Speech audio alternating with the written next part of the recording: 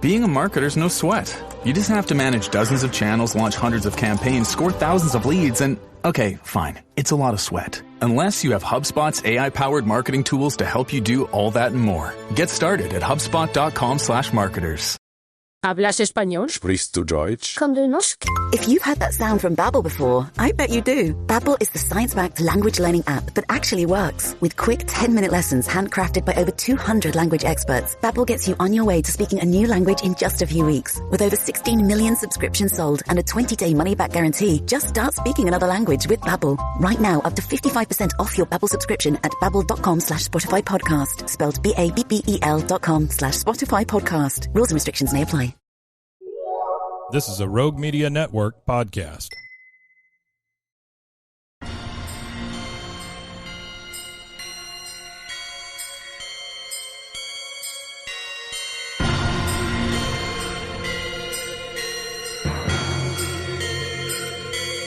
Boobies!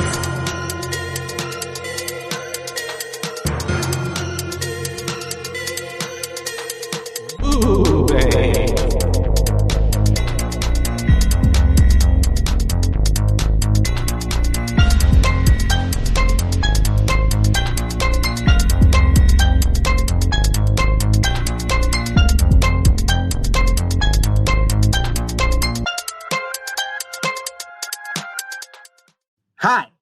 Hello, and welcome to Boobies. Boobies. That's right. We're your hosts. I'm Caitlin, or And I'm Reagan. Joshua.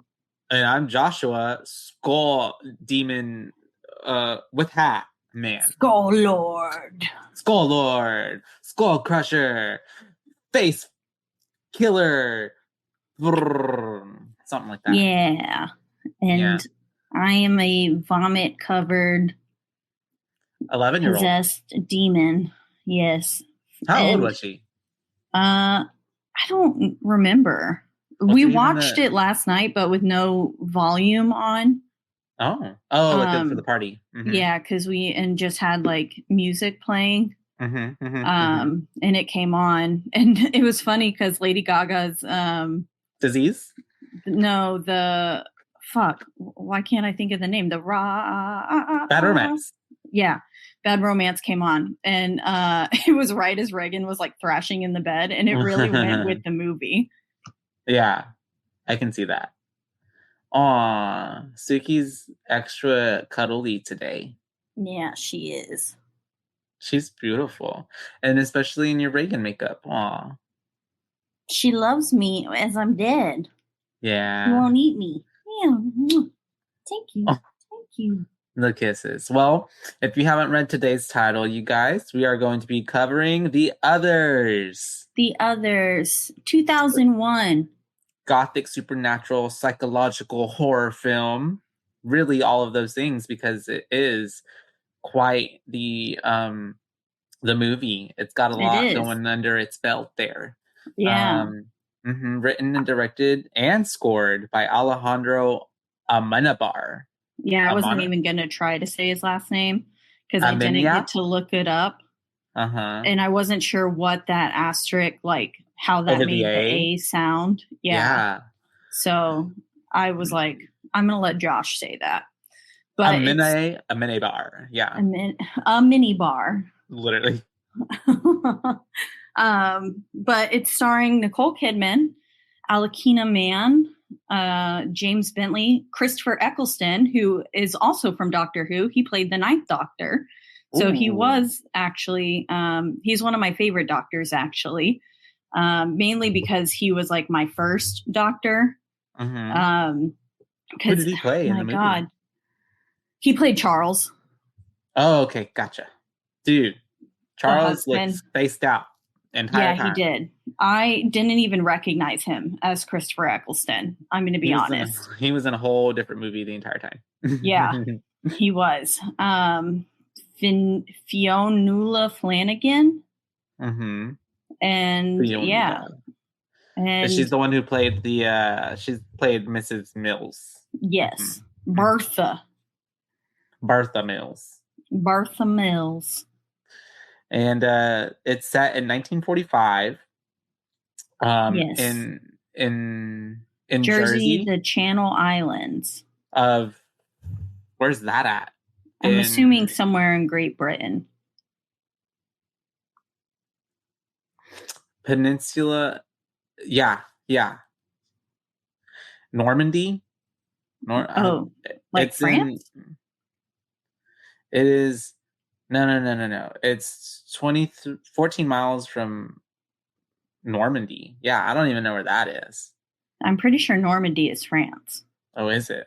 Well, that's right. Because doesn't she say at some point that her husband, like, you were fighting a war that's not even to do with us? I don't know.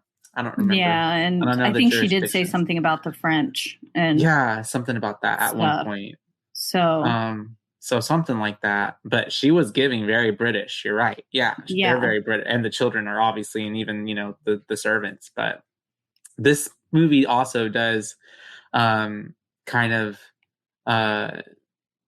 like the people itself are from not even this time period, because we come to find out that they're from before, and this movie takes place now, and even the now is not even the now, because it's not what we think. Giant twist at all. Yeah, it's hard to even like talk about it without, because the whole movie is really like it hinges on this twist. Yeah, it does. Mm-hmm. I mean, we always go full spoiler, so we can just, I guess, say, but everybody is dead. This was my first time actually seeing this movie. I don't think I thought I had seen it, but maybe a different movie. But yeah, I think I was thinking of, because I was expecting like a Changeling situation. Mm-hmm. And so I think I maybe was thinking of the Changeling instead of the others. Uh-huh. I think there's a movie called They or They or Them or something, or They something kind of similar to this. They Them. And I think it's by Wes Craven, and that's what I would get this one mixed up with when I was younger. Oh, so, okay. Let me look that up real quick. But while you're mentioning that, yeah, it was just my first time seeing it, and the twist really got me. I wasn't expecting that. I was like, oh shit, okay. So if you look up Wes Craven's They, which came out in 2002, and this one came out 2001, same kind of time period, and I think this one does have something to do with like where you're kind of going, like with the changelings. Something like that, yeah. It's something about people who, their childhood, and like they're now having night terrors or something like that. Interesting. I don't remember. Yeah, but it has something about something stalking them since they were kids. But anyways, okay. Yeah. This one is, it got that big twist where we find out that, and even then, like, when you find out, like, the servants are dead, and then it's like, you think, like, well, that's the twist, but then it's like, oh, no, well, they're dead, too. They're dead, too, yeah. Mm-hmm. And Victor, who we thought was dead and thought was a ghost, is actually alive. Mm-hmm. And they were the ghost, which I was like, oh, shit, that's fucking wild. Yeah, it's pretty cool. It's a pretty cool switch up. Yeah, it is. Especially when all other movies are usually like, live people when they're dealing with infestations being the ghosts. But in this instance, it was the ghost not even aware that they're the infestation. Yeah, exactly. Mm-hmm. I thought it was super cool. Awesome twist. Was a fan. The score was interesting. I thought it was pretty good. I didn't realize it was scored by him too, by Alejandro. And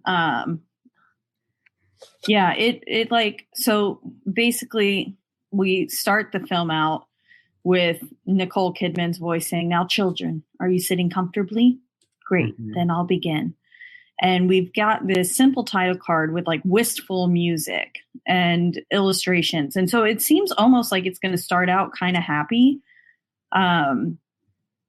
Like it felt very promising. And then the music gradually turns like more dramatic and darker as the illustrations get progressively creepier. Mm-hmm. And I just the music was like, it really like set the tone as like a happy little life and stuff. So I think the music did a good job. But then it like alluded to something darker at Kind of play. sinister. Yeah. I agree. Also, with I you. wanted to get my puppets as a prop, but they're in the other room. So, oh well. Yeah. But I have next little time. puppets, kind of like the one she was playing with, that Anne was playing The little with. like marionette kind of like things. Yeah. I have two, a man and a woman. That's cool. That's what they're called, right? Marionettes? Yeah, marionette dolls. That's cute.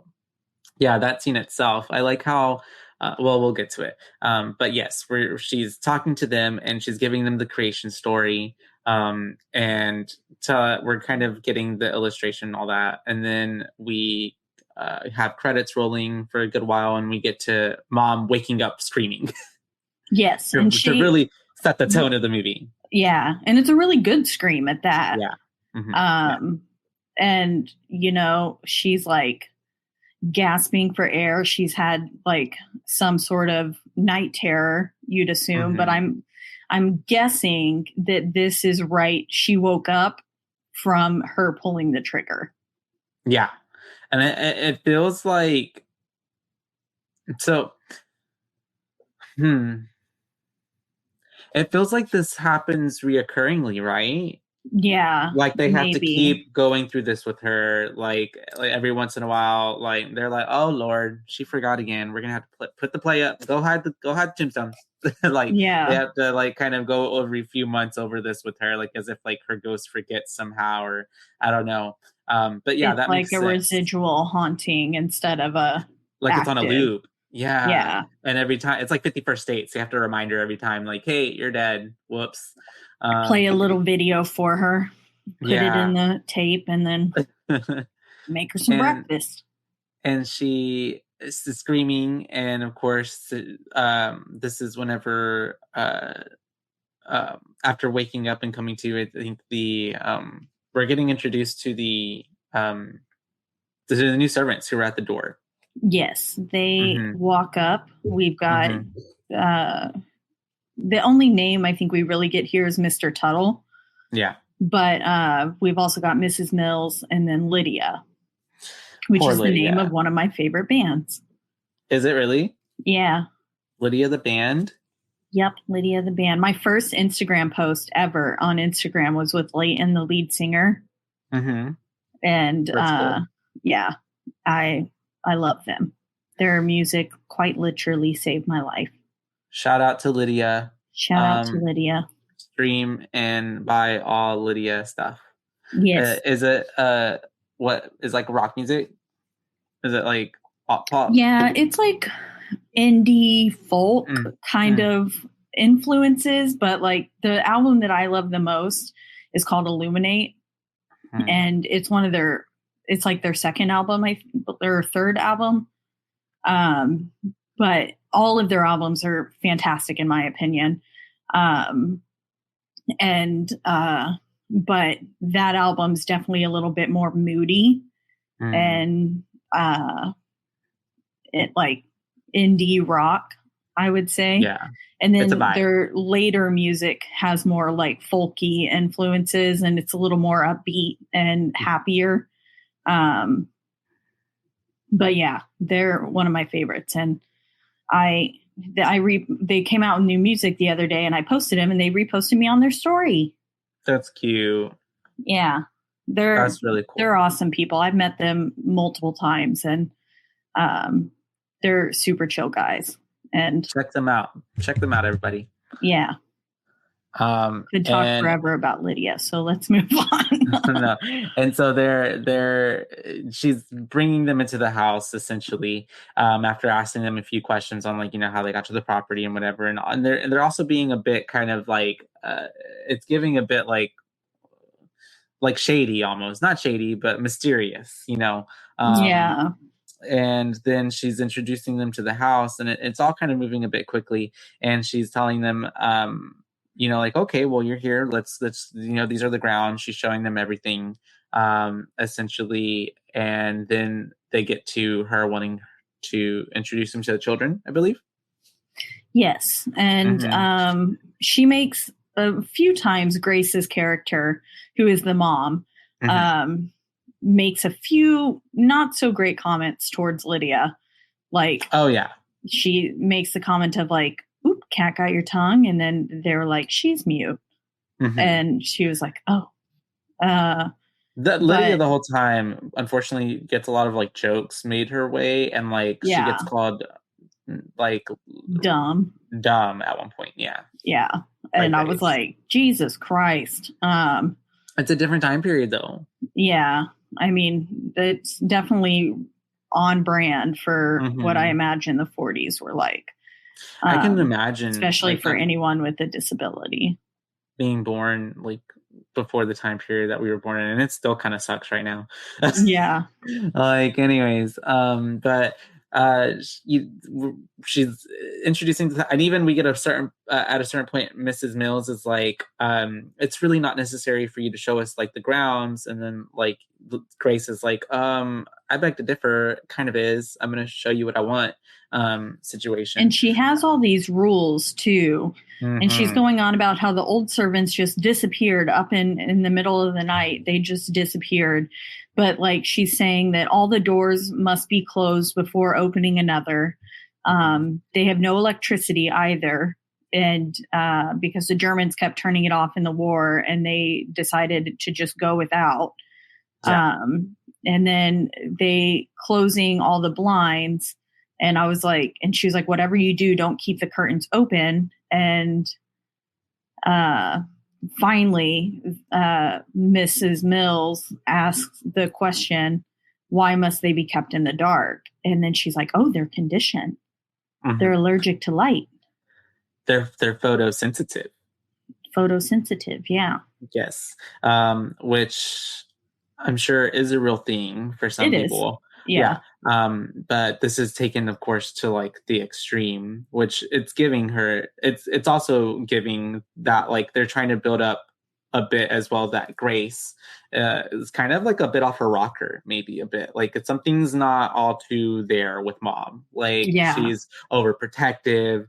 She's a bit like really like OCD a bit, and obviously we started the movie and has some screaming. issues with gaslighting. Oh yeah, for sure. Yeah. There's just a lot going on. She's cold. And so she's getting all of this. We're getting all this explanation. And then we finally get to see the kids, because she goes in and she's like, y'all wait here. I'll wake them up.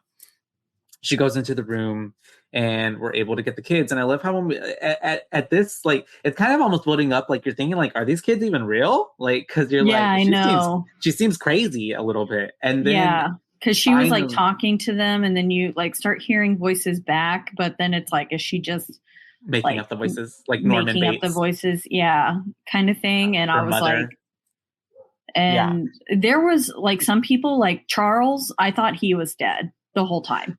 I thought she was the only one seeing him, and they were just playing along with her. Yeah. Until the children saw him. Yeah. And well, I thought that somehow Mrs. Mills recognized him, and I was thinking like from like a past life or something. I don't know. But and like that he was going to uncover their secret, but she must have been like, oh shit, he's dead too. And been like, somehow made his way to their house. Yeah, that's interesting, because I thought what was giving like, because it was giving almost like American Horror Story, like Murder House, like how like maybe if they die on the grounds, their souls inhabit that place forever, like trapped there. Haunting of Hill House kind of situation. But then his soul came up, and then she was able to leave. But not really, because the fog kind of kept her still close to on the ground itself. And maybe he made it close enough and then like died on the ground or something. Trying to make his way to them. Yeah. And I don't know, but maybe, but he didn't stay either. So maybe his spirit was just like strong enough, and his will was strong enough that he was able to come back. And, give that closure or something. Yeah. To other ghosts. Yeah. I want to ask, like, that'd be a question I'd want to ask, like, Mr. Or, you know Alhambra what one would day. be fun is if he wasn't actually dead, but he came back, found all of his wife and children dead, and then like needed to like play along, and like because he was seeing his wife and stuff, and was like, I know you're dead, and that's why he looked so out of it the whole time. Yeah. And was like, and like that's why they like have sex or whatever, because he's just like, it's our like last time together, and I'm seeing your ghost now, so I might as well like, you know, take advantage of that fact. And I don't know. I thought he was dead the whole time, but that's a fun thought to think that maybe he was actually the only alive one. Yeah, and just kind of stopping by. Yeah. And so we're meeting the children with Mrs. Mills and Lydia, and they are just, you know, she's like, how do you do, children? They're very proper. And then we get to eat. We're now eating. We're eating some food. Yes, and she's like, I don't like this toast. Yeah, and Mrs. Mills is like, better last time. Because someone else made it last time, but now I'm making it, so eat up. This is purgatory food. And then, oh, that's true. I didn't even think about that. And then that's whenever maybe it tastes bad because they're not alive anymore. Yeah. And so then Mrs. Mills is just talking to the little girl, and the little girl is like, I don't know how she brings it up, but she just goes, and then it happened. Yeah. And then it happened. And then the little boy's like, shh, like trying to keep something a secret. Yeah. And then that's when Miss Mills starts asking like more questions. And little girl is very cryptic and is not giving any information. It was more like she went mad, like she always does, or something like that. And then that's whenever we get back with Mrs. Mills and Miss Grace, and they're tending to some like cleaning or whatever, and Miss Mills tells her like, don't worry. Oh, because Grace comes in and is like, you better shut up, child, not be stealing my secrets. Yeah. And then she is like, I need to talk to you, Mrs. Mills, and brings Miss Mills out into, is it Mrs. or Miss? I just said two different things. I don't know. Bertha brings Bertha out into the hallway and says something about, I never actually put the advert in the paper. So how the fuck did you know that we were hiring? Yeah. And she was like, oh, well, we actually used to work here. And we just came back because a house of this size is always needing more workers. So we just came back. It's the most like answer ever, you know? I know, like, yeah. And I was like immediately suspicious. For real. And I love how Grace is just like, yeah, well, checks out. Yeah. Okay. That makes right. sense. Yeah. And she was like, Miss Mills also said like, this was the best years of my life working at this house, and which must be why her spirit is tethered to the house. Also, they're buried on the grounds. So that could also be why. Yeah. Yeah. Speaking of which, that cabin that I told you about that I lived in North Carolina, it had a cemetery, 2 cemeteries on the grounds. Not 2 cemeteries. Yeah, and they were like babies. It was a bunch of like baby graves of children who died of sickness in the early days. Dying? Well, because it was like they were super old. They were from like early 1800s and stuff. Jesus. Yeah. So it was like babies dying of disease and stuff. And then, but they were family plots on the ground. And so we would always like play around the cemetery and stuff. Yeah. As one does. Probably explains why I'm a little bit the way that I am. Yeah. But yeah, that was, whenever they were like, we've got cemeteries on the ground, I was like, oh, my old house has cemeteries on the ground.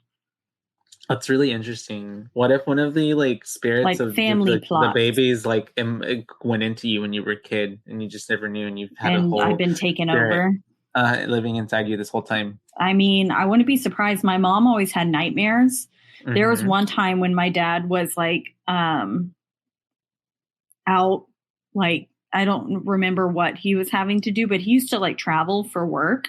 Mhm. And there was one night where it was storming really badly at the cabin, and she was just having these nightmares of like the children from the cemetery like calling to her and stuff and all that shit. And This then is the like, reason why y'all moved. yeah, no. And then I think I said last week that it was my great uncle Dick, but I think his name was actually Dave. And I think Dick and there was Dave are somebody very else similar. named Dick. I should have clarified with my father. But yeah, someone did die of an aneurysm in that house. And it was in my mom's room where he died. Yeah. And because it was the master bedroom. And so Ooh, she always terrifying. like had it like terrible nightmares and stuff about the house. And then we all had like little ghost encounters. And I was like a borderline witch in that house. I like made apple juice appear one time. I wished for it so hard that apple juice appeared in the closet up in the top. And I was like, Mom, give me that apple juice. And she was like, where the fuck did this come from? And I was like, I willed it. I didn't know that word when I was like 5. So I just was like, I don't know, but I want it. You're the Scarlet Witch. You're chaos magic. You warp reality. I also, whenever I was young, did have spell books. And like, I was that kid that was like casting spells over at my friend's house. And my friends were like, I believe in Jesus. And I'm like, no, we need to cast a spell right now. I need a group of 3. I need a coven. Yes. And we need to do light as a feather, stiff as a board. We definitely played that a lot. But yeah, I had spell books. I cast one to make me beautiful, and it worked. It worked so well to this day. To this day, it paid off. I used to make potions and stuff. But yeah, we would make like elixirs and things with my mom's herb garden that she had. And like we had like the top of there was a well on the property as well. And so the lid for it was like a, very textured concrete, and we would like grind up all of the herbs and like almost like mortar and pestle kind of thing on the thing, and then we would eat them. That's really cute. See, I would like put like dirt and mud and leaves and slugs and like grind it all together. And then you would eat it? I wouldn't eat it. No. Oh. I would like use it for like putting on things, or like putting in little like vial looking things and like throwing it at things. You were a baby like in witch my imagination. Too. Yeah. I love it. Let's start a coven. We are our own coven. Yes. I love it. And we're now a part of this family's coven because we are in the study and we are studying the Bible. Is the Bible? Yes. Is it the Bible? Something like that. I don't know. And then at one point she says, my children sometimes have strange ideas and you mustn't pay any attention to them. Oh, yeah. Yeah. It's giving very much like sometimes my children say I beat them and I yell at them brutally, but don't listen to anything they say. Don't listen to them. Yeah. Yeah. They're just making it up. I didn't go mad. Literally. And so we're studying with the kids and they're with Mom, and that's whenever we get this like parable of how like some kids didn't deny Christ, and so they were like killed or flogged or whatever because of they were beheaded. They were beheaded. Oh, even worse, because of their beliefs. And so then like little Anne is laughing and snickering, and her mom's like, why do you find so funny? And she's like, well, those kids are stupid, because dumb. If that were me, I would have believed in Jesus in my heart, but would have said I would have denied him, so that way I would have like been able to survive, like, you know. And so clearly, And then she Anne, gets hella existential. oh yeah, like And is throughout like, the whole movie. yeah. Mhm. And she's like, well, if you did that, what happens in the next life, the afterlife? Like, Mhm. you saved your head, but you would end up in children's limbo, one of the Yeah. four hells. Mom gets really And deep. Mhm. yeah, and then she asks Nicholas where, like, what the four hells were. Oh, me. Pick you. Tell me. us. The children's limbo. Mhm. There's the hell where the damned go. There's fuck. Where's the other one? Purgatory. Purgatory. That's And it. then lastly, the bosom of Abraham, where the just go. Oh yeah, the bosom of The Abraham. boobies That's a of weird way to Abraham. put it. I know. I was like, what? That means heaven, right? Or no? Yeah, I mean, I'm assuming if it's where the just Abraham go. and But Abraham, she said yeah. it's one of the four hells. So I'm Yeah, like, so I was like, I don't get it. yeah, I was a little confused too. And then she was like, okay, try to imagine the end of eternity, pain forever. Like if you go to the children's limbo where there's just pain, like it's not just for a couple days. Try to close your eyes and imagine the end of eternity. And it just goes on forever. And I was like, that's too existential for kids. Damn. Like, A bit and much, then yeah. even Anne is like, I'm getting dizzy. And I was like, yeah no shit. I was like, that's too dark for the kiddos. Yeah, I was like, that is way not okay to be just telling your children. And then it just made me think of how weird religion is and how it does like instill fear and in children. Yeah. in I was children. literally terrified. I literally to this day am terrified of the rapture. It's like my number I one fear. was terrified to masturbate. Oh, And I mean, every I still time get post masturbation. Yeah, I like will still pray sometimes that I'm like, dear God, I'm sorry that you had to see that. Yeah, I totally feel you on that. Or like just that total like I'm a disgusting, filthy, like just going pig. right to hell. Yeah. But we end up then talking with we send Anne to the music room because she needs to get better at music or whatever the fuck. And Nicholas is going to keep doing his reading, and that's whenever Miss Grace gets to talking to her nanny a little bit more, who is I don't know why I kept putting Miss Mills as nanny for some reason on here, but anyway, she's talking to Mrs. Mills, and they're in the room. I referred to her as Bertha the whole time because I couldn't remember her last name. And she's talking to her. Is this where she tells her about Lydia or nah? No. Well, she was asking if Lydia was born mute.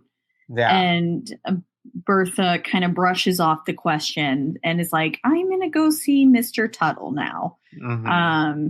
And then, she hears crying. Then she hears the crying and she goes running. And she's like running through the house. She immediately assumes it's Nicholas because Nicholas was already scared. And she like told him to squeeze his rosary and say, Our Father, if he gets scared. And I was like that will protect him from the ghost. Little did I know that he was the ghost.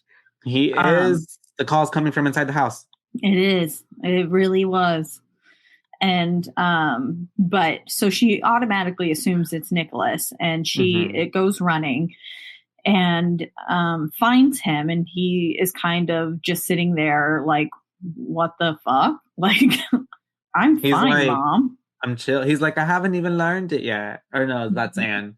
But yeah, he's like, I've just been reading. And then she's like, immediately goes like, oh my God, Anne, and runs all the way to Anne. And then Anne is like, I haven't even learned the song yet. And she's like, but you were just crying. And then she's like, no, I wasn't, Mom. And then Mom is like, bruh, you don't have to lie to me. It's okay. Like, you don't have to go so hard all the time. Like, I know you were crying. And then Anne's like, but if I was crying, I would tell you I was crying. I wasn't crying. And then Mom was like, well, who was crying? And she's like, it was Victor. And she's like, well, It who the was fuck is Victor? And she's like, oh, She- he's the little boy who lives here.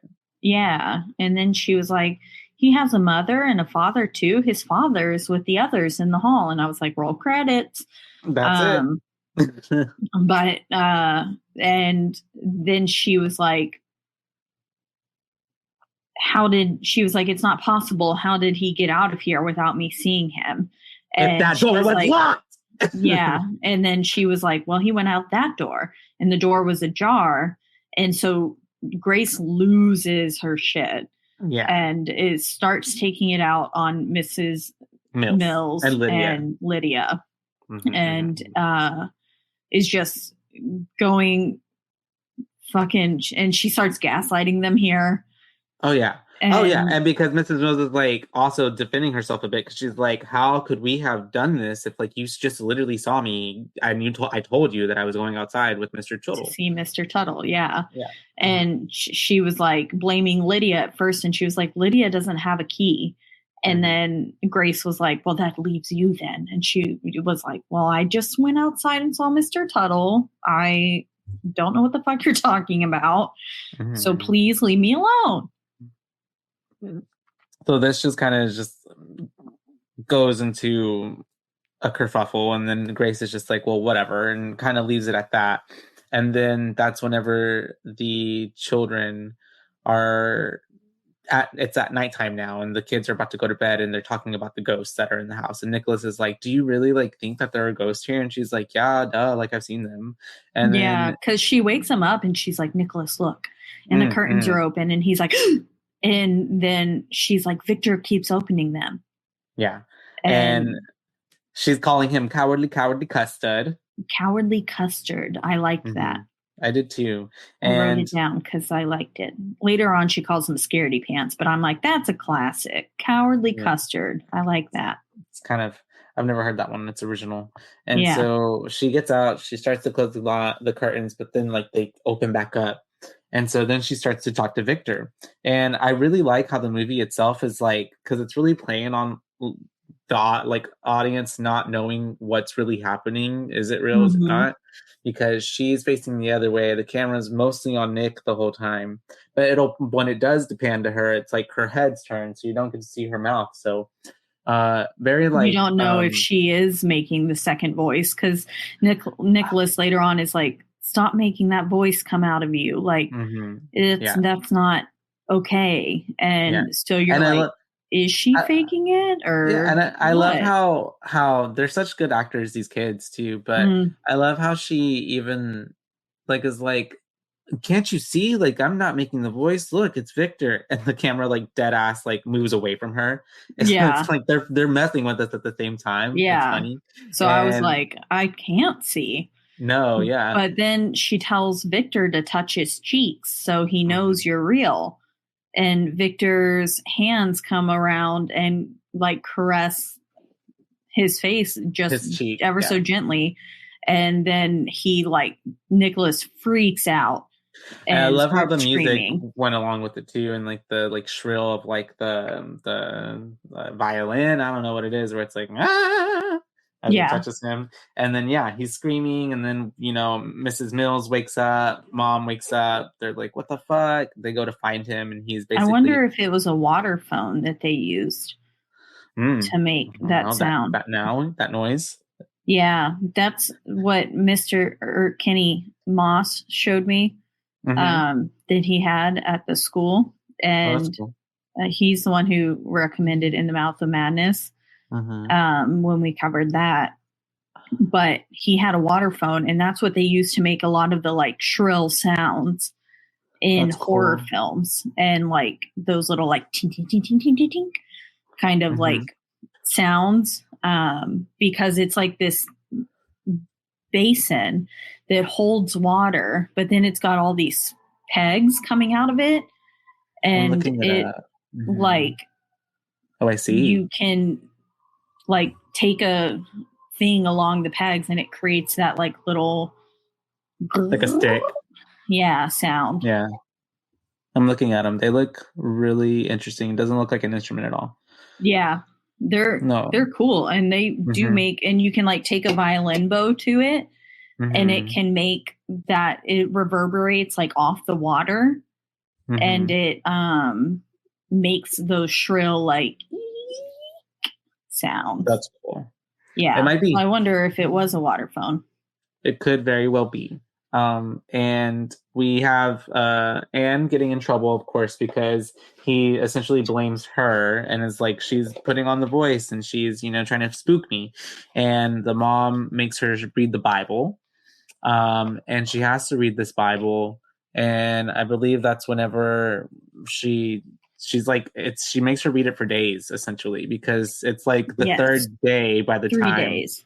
Yeah, it's the third day by the time we have some more stuff happening, because Miss Mills sees Anne on the stairs reading her Bible, and she goes to talk to Miss Grace, and Miss Grace is, she's still on the stairs reading her Bible, and Mrs. Mills thinks that this punishment is going on a bit too long. Yeah, she definitely does. She's like, are you going to fucking stop this? Like, yeah. This is insane. And we also get a line from Anne where she says, like, children who haven't been baptized only end up in limbo. I read that in the Bible. So she's being a smart ass to her mom. Yeah, she's like, I won't end up in limbo. But I'm wondering if, I guess the baptism is what happens early on in Catholicism. And then the first communion is a different thing. But her first communion dress made her look, for the baptism, like whenever you're getting that like original baptism as a baby, you dress in all white frilly clothes, just like kind of like a bride.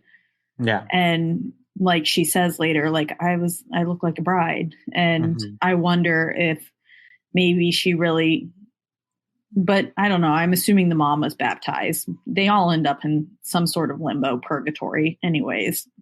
Yeah, it's all fake anyways, right? Yeah. But there is some sort of afterlife, in my opinion. But not the bosom of Abraham. Not the bosom of Abraham, no. Or children limbo. And if it is, I just have to say, like, I think I've said this to you before, but if I don't get into heaven because I don't like necessarily believe in God, I'm going to be pissed because I'm like a pretty decent person. Yeah. At least I try to be. Like, I'm not saying that I'm completely devoid of fault. Like, obviously I fuck up too, but like, I'm not going out of my way to hurt people. And like, if I don't get into heaven on a technicality, nah. That's some bullshit, right? It is some bullshit. But they're gonna be like, but like we clearly told you, like we wrote a book out, like we yeah, told and you. I'm gonna be like, well, I thought it was fake. Literally, like you should have. It seemed really unbelievable, actually. And you had all men write it, and they were old. Maybe you should have gotten some other people, taken a fresh spin on it. Yeah, he's like the New Testament. Does that mean nothing to you? And I'm like, yes. And like Anne goes on to say later, she's like, I don't really believe that God got all those animals like Noah on a boat. Oh, Noah. Yeah. And that he got all the animals. I don't either. And yeah, because like all of the animals in the world, like all the different species, no. They weren't fitting on an ark. Okay. And then she's like, I don't believe that I loved when they said that. I don't believe that the Holy Spirit is a dove. Like, those poop on our windows. Oh, that's cute. He wasn't even poop. He said they poo. They poo on our windows. Yeah. And I love how Miss Mills just kind of looks at them like lovingly and, like they're silly kids, they're just asking questions, right? And I was like, and she even tells them like, why don't y'all ask your mom these questions? Why don't you talk to her about this? And they're obviously like, like we can't talk to her about that because she's obviously fucking psycho. Yeah, she's gonna literally kill us. And so they're having this really, nice moment. And then, anyways, that was jumping ahead. That was. But going back to Mom Bertha and Miss Mills Mom in the room, and they're having a whole conversation, whatever. And then Miss Grace tells Bertha, like, can you please tell Lydia, like, whenever she's cleaning upstairs to not make, so much noise. She's making so much noise up there. It's really not necessary if she's just cleaning. And Miss Mills, she leaves. She's like, okay, yeah, I'll go tell her that. And so she goes to find Miss Lydia. Meanwhile, Grace is still there. What's it called? Not crocheting, but embroidering. Yeah. And she's hearing all these noises, so she wants to get up and go be like, well, fuck, like, I'm gonna go tell her something. But when she gets up to leave the room, she sees that Lydia and Mrs. Mills are outside. So she's like, well, who the fuck is up there? And so she runs upstairs. She gets to the music room or piano room, right? No, she gets to the stairs. Oh, the stairs. She encounters Anne, and Anne's she's like, I need you to tell me the truth. Is somebody in here? And Anne was like, I told you the truth last time and I got punished for it. So what the fuck am I supposed to say to you? And then she's like, no, tell me the truth. So then she says, there's someone in that junk room over there. And she points to it, and we can see the light flooding out from beneath the door frame and stuff. So she's like, oh, hell no. And she goes to investigate. And of course, everything's covered with sheets whenever she gets in there. I know. It just has to be, because why would it be? I mean, that is like totally what they did back in the day whenever it was to prevent dust from settling on items. Like they did it in Pride and Prejudice, and that's my only reference, but they did it right in Prejudice, so it must be true. Yeah, it just makes it a bit more spooky for us because we're like, everything looks like there's a person underneath it. And she's going in there and she, I think she bumps into something and it kind of spooks her a little bit, or something happens, or she hears a noise. She hears whispers. She hears whispering, and then three people talking, saying, she's watching us. Yeah. And then she just starts taking off all the sheets of all the like things that are in the room. And I thought there was going to be like a ghost or a person in there at this point, but no. Oh, yeah. Definitely reminiscent of like Oculus last week. Yeah. And then pulling off Kaylee pulling off the shrouds from the bus. So Oculus took inspiration from this, possibly. Yeah. And so then, she's doing that. She's taking off everything, and she's freaking out. And at the same time, I think it also reminds me of It too, isn't there? Yeah. He goes into the room with the clowns. Are any of them shrouded? I don't remember, or if it was just a shit ton of clowns. It was just a shit ton of clowns. Kind of reminds me of It. I think there were some things that were shrouded, possibly. Like, I don't think everything was shrouded, but maybe there was something shrouded. Yeah. And at this point, I think everybody comes in, right? Because she's freaking out or she's making a lot of noise. I'm not sure, but she kind of runs back out because the door, I think, opens or something. And she's like, Anne, where did they go? And she goes, they're everywhere. One went that way, one went that way. Oh, and one went downstairs. And then she goes on to say, and they say this house is theirs and they're going to take the curtains down. Yeah. And she's like, what the fuck? Yeah, Mom's not having it. So she tells the servants that they have to search the whole house because she's like, I've made it almost through the whole war without a Nazi being in my home, and now someone's in here, and so we got to find them. They're right under our noses. Yeah, and we got to open all the curtains so no one can hide in a shadowy spot. And she's wielding a gun. But before that, Anne pulls out a picture that she had drawn, and it's a picture of Victor and his family with an old woman, and she was like, I've seen the old woman the most. I've seen her 14 times. She's seen Victor 5, and then the mom and dad twice each. But she's just like, and Victor told me she's a witch, the old woman is. And so that made her mom be like, absolutely the fuck not. We're going to open up and we're going to open up all the curtains and we're going to find whoever the hell is hiding in this house. Because that house is it's so big and elaborate that almost like Parasite, like a whole other family or person could be living in that house. Just living in the house and you would never know. Yeah. Because they're being very, weary of like discreet. Not running into you. Yeah. Yeah, exactly. Oh, Parasite's such a good film. Mm-hmm. And so she's wielding a gun again. And I think that this, I think that this connects to how we later find out that she dies, because she picks up this gun a lot in this the film. movie. Yeah. Yeah. Mm-hmm. And I think she's probably drawn to it, like, because her body and like soul is kind of almost repeating again, sort of like a residual haunting, that she like keeps picking up this gun and she's wielding it. And I mean, she's also a alone, like, single mom basically at this point, and trying to protect her household and her kids. So like, I wouldn't go to a gun because I'm terrified of guns, but if I wasn't, I would pick up a gun too. They're just really, really, really terrifying. And all I can think about, trigger warning, all I can think about when I see a gun is just like killing myself. I'm just like, I can never own a gun. No. I just immediately imagine it. And then I'm like, intrusive thoughts, go away. Yeah. The other day I was working and I didn't realize, and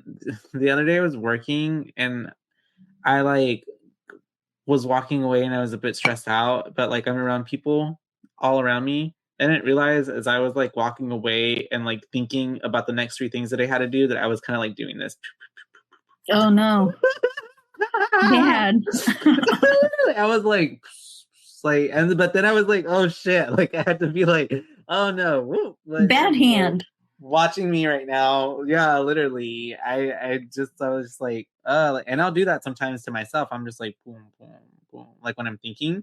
And it's really like, I'm thinking 2 things at one time. I'm like overwhelmed and I'm like, man, thinking about whatever it is. And then like, I really want to blow my brains out because I'm just like, this is so much. It would be so much easier. Yeah. But also it's not. And you should never go to that option. Ever at all. But also, if you're feeling like you need to, please seek help. And you can reach out to us. Yeah. I don't know. I don't want to encourage it. Yeah, this is getting really, I'm sorry, you guys. We're going off topic, but we're really off topic. The main thing is just please don't harm yourselves. We love you. And if you are having a hard time loving yourself, please reach out to anybody, us included. Yes, or exactly. Just keep listen to every single Boobay episode. That'll at least keep you going because we got so many episodes you could never run out, honestly. Exactly. And you can just listen to horror all the time, and then it'll make you maybe feel like life is not as bad because all these other people are going much worse. Like this, a family, because we end up searching everywhere and Miss Grace finds a photo album and all these other photos, but more importantly, this really elaborate, really cool, badass looking photo album.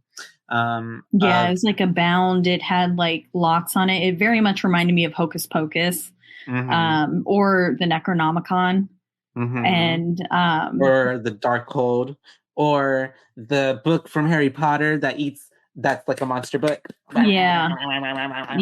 It reminds me of all of those things. And we also got the like.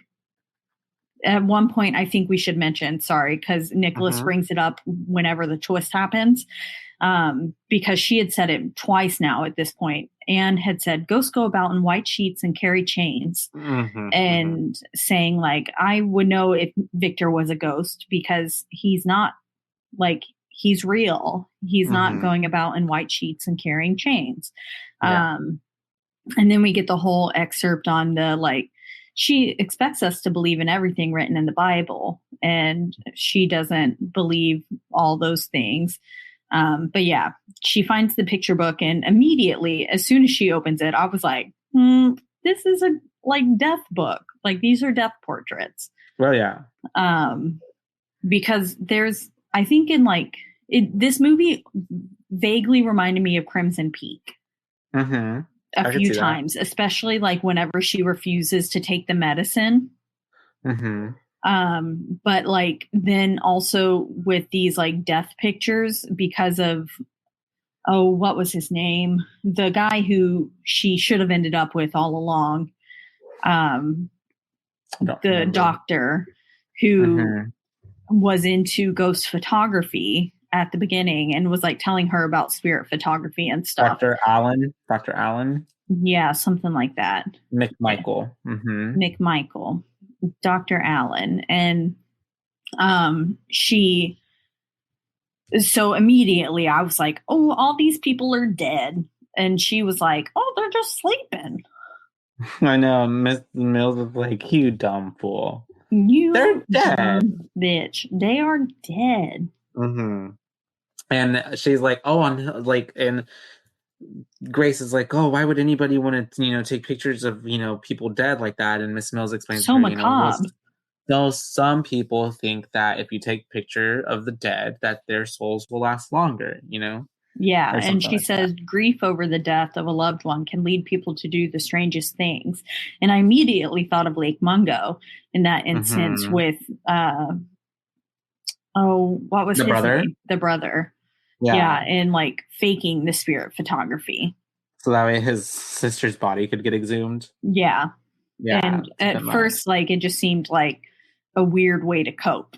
But and I think this is also alluding to, like, do we think, and I think this, that she had gotten word or news that her husband was dead and was just so like, life is over. It means nothing now. All right, kiddos, we're going out. And then decided to kill the children and then killed herself.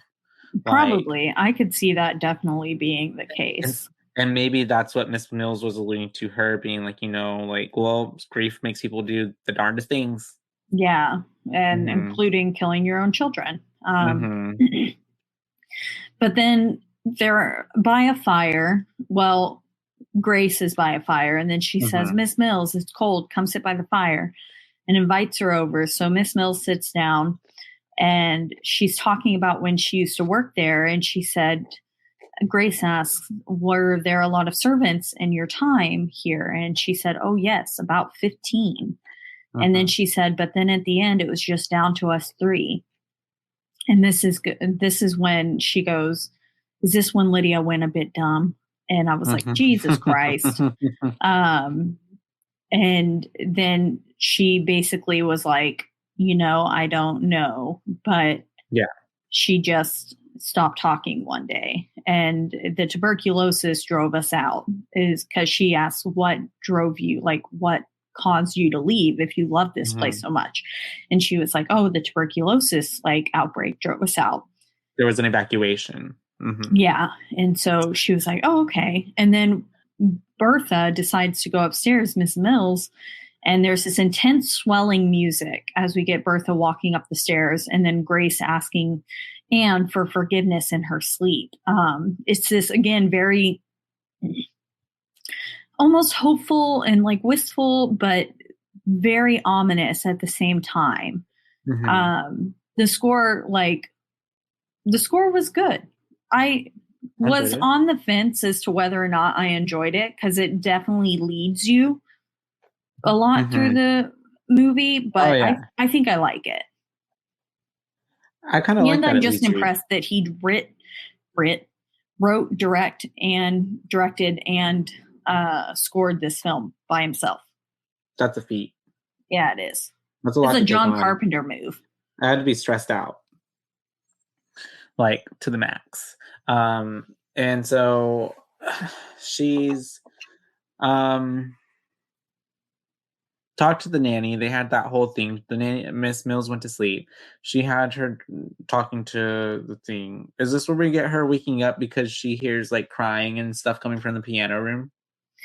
Yes. So she's crying over Charles, and like holding his coat. And Nicholas, whenever she goes to leave, Nicholas asks when Daddy's coming home. But like she's crying because of that question. She's crying over Charles and starts hearing the piano playing, and she goes to investigate. And she goes to the room, but when she gets in there, there's nobody in the room. She's searching everywhere. She can't find anybody. So she gets the key And that we're hearing the playing all the way up until she opens the door. Mhm. And then, like, So as it's like soon she should as have she seen turns somebody that there. door handle, the playing stopped. Yeah, she should have seen someone. And then, so And she's she like, has well, the that's, gun again. yeah, she has the gun. And she's like, this is fucking weird. So she locks up the piano and like closes it and everything. And then this is whenever she leaves the room because she's like, all right, I'm just gonna get out here. So she goes, she locks the door, but then she like starts to hear something again, and then she gets right up onto the door, and the door like just bangs her. Like someone pushes it. Slams in her face. Because each time that she walked into the room, like she walked in there the first time, the door closed itself. And then whenever she walked out of the room, the door closed itself behind her. And so then she was sitting there like examining the hinges and was like trying to figure out, why is this door closing on its own? And she finally kind of like gives up, and then all of a sudden this door slams in her face and it makes her fall back. This made me jump. She goes flying far back. Mm-hmm. It got me. I was like, oh, fuck. Yeah. And she's clearly freaked out, and she's like, oh my God. And then like the door is banging, and then she's like on it. And then this is when Miss Mills comes up, and she's like, yeah, because she starts screaming for Miss Mills. She's like, Miss Mills, get down there. And she does get down there. She's trying to help her with the room, right? And then this is whenever I think it's just like nighttime again, and they're talking about what had happened, because nobody really quite, she's like, because she's trying to explain, like, I was there and like nobody was in the room, and then like all of a sudden something fucking pushed me on the floor. Yeah. And Mrs. Grace is like, at this point, kind of like, it's shattering her, like she doesn't know what to believe, because she's like, obviously, you know, all about the Bible and ghosts aren't real and this and that, but then she's like, oh my God, wait, are there fucking ghosts in this house? Yeah, because she even says to Miss Mills, she goes, there's something in this house, something diabolic, something that is not at rest. And she is like, I don't know if you believe me. And Miss Mills stops her and she goes, I have and always will believe in the paranormal. And she says, I think that sometimes the world of the dead gets mixed up with the world of the living. And she says, there isn't always an answer for everything. And because Grace is like, I'm going to go into town tomorrow and go see, go get the priest or something get the priest. Right? Yeah, exactly. And she then says like, okay, well, I need to know, as she's going to leave, I think she's like, I need to know if there was a family buried here and if they had a little boy named Victor. Yeah, she's telling Mr. Turtle to search the grounds. Yeah. And then that's whenever we get Miss Mills coming up with Mr. Turtle, and it kind of shifts the whole dynamic. Are you saying Turtle? Is it Tuttle or Turtle? It's Tuttle. Tuttle? Yeah, Tuttle. Mr. Tuttle. I like Tuttles. Tuttle. Well, it's because it sounds, with their accent, it sounds like turtle. Yeah. But Mr. Tuttle is, and Miss Mills are next to each other now, and he's like, should we stop her? And then she's like, no, it's okay. The fog won't let her get very far. And then that's whenever she's like, but you should make sure that those tombstones stay covered up. Yeah, and then she's like, but speaking of, look at your leaf pile, and there's the head of the tombstone is poking out. Sticking out, yeah. Which I'm like, how did Grace not notice that as she was just walking by? Away. Yeah. Oh well.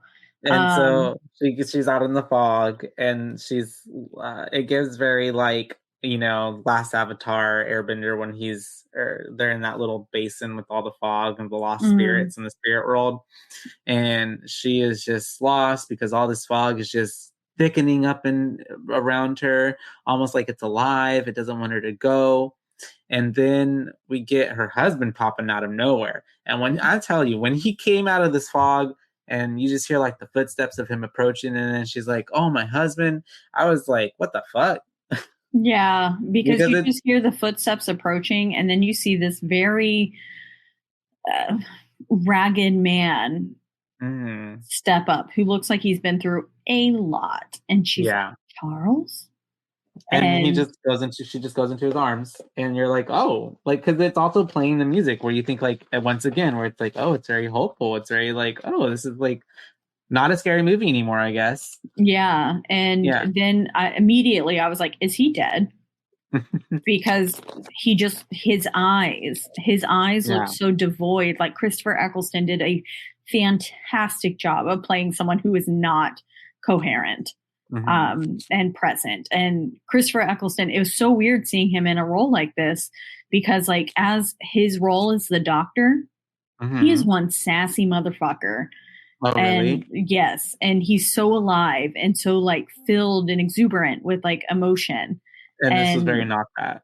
And it was so different. That I think this is why part of the reason why I like didn't even recognize him. And then of course he had like blonde hair, and as the Doctor, he's like got brown, and it's like a buzz cut to like borderline shaved head.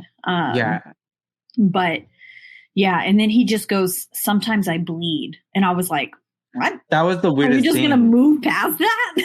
Yeah, it's literally, because she's like, you're different now. And he's like, sometimes I bleed. And I was like, Good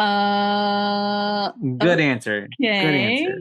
Yeah. And then she takes him home, and there is like some sort of recognition on Bertha's face when he comes home. And I think it was her recognizing that he's also dead. Yeah, I think so too, right? Or she's like, oh, you know what? That actually is your husband. She's kind of it almost seems as though she's kind of like surprised too. And she's like, I didn't know that we could do that as ghosts. We could do that. Okay. Yeah. And find, like if he was alive. And because there's definitely some sort of like something weird happening on her face that I was like, she knows something that we don't.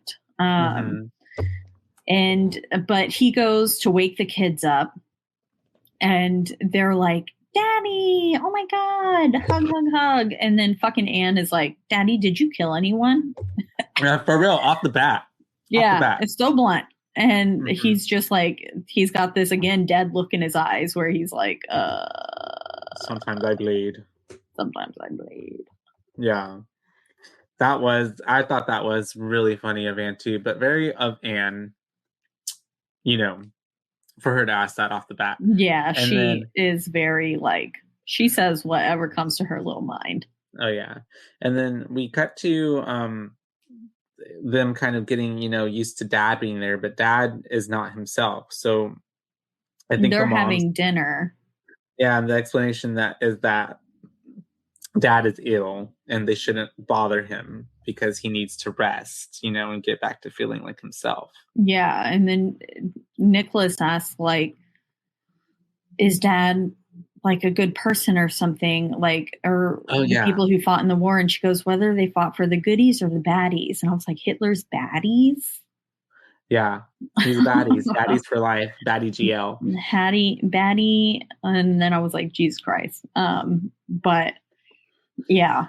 And I love how she's just like, it just depends, and we're the goodies. So, and I'm just like, that's so like black and white, That's so crazy. But yes. And so she's like, don't worry, Daddy fought for the goodies, so he's okay. Yeah. He's just not himself right now, and he'll be feeling back to normal soon enough. And then I think this is where we get Mr. Tuttle talking to Miss Mills again, being like, are we going to do anything about the husband? That's weird. And then she's just like, no, we'll let this play out. Yeah, well, because something happens to make Anne cry. Yeah. And she runs off, and Miss Mills sees her, and she's like, look what an awful face you've got when you cry. And I was like, Jesus. Oh, yeah. So mean. Right. And then she goes, well, I see them too. And like goes on, because she's like, she doesn't believe me that she like can't see them and stuff. And so Miss Mills assures her that she can see them too, and that she's kind of on her side. And then she's talking with Mr. Tuttle. Yes. And she's like, sooner or later she'll see them. Then everything will be different. There are going to be changes. And then we cut to Mom helping Anne put her dress on for her communion.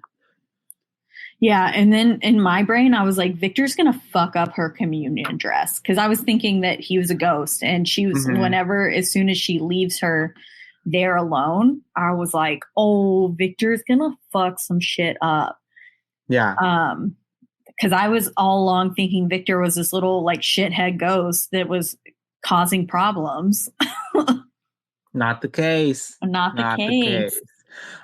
She leaves Anne in there, and then because she's going to get something or do something, but she goes and sings to Charles. Oh yeah, is that what it is? She like sings a little song to him, and she's like singing in his ear, and then she goes back down.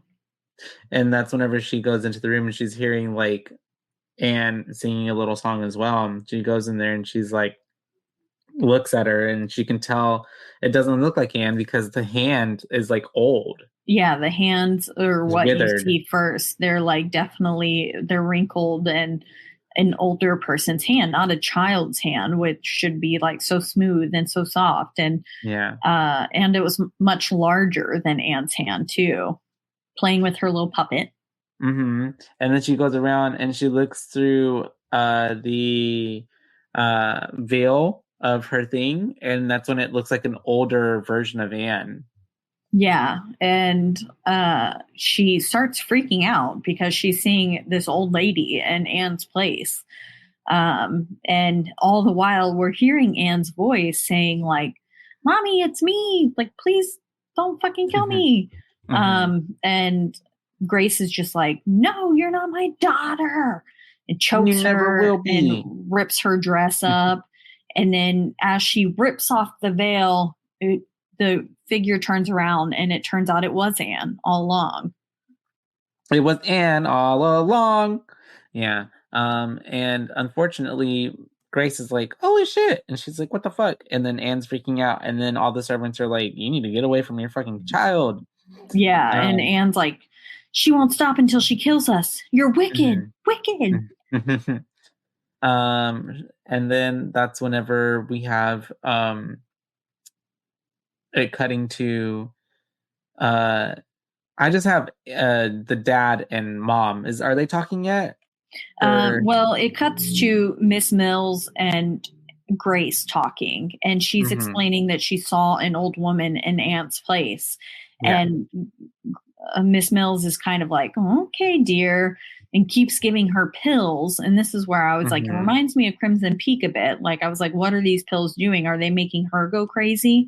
Because of the banter between Miss Mills and Tuttle and Lydia. Well, not so much Lydia, but you can tell that they are knowing about something that we're not. Yeah. And they almost seem like the bad guys at this point. Like they're causing something. So I was like, oh, they're giving her pills that are making her hallucinate or that something. Are making her crazy. Yeah. Yeah. And because then she says, "Well, you must rest." And we know what has to be done. And she was like, you know what has to be done?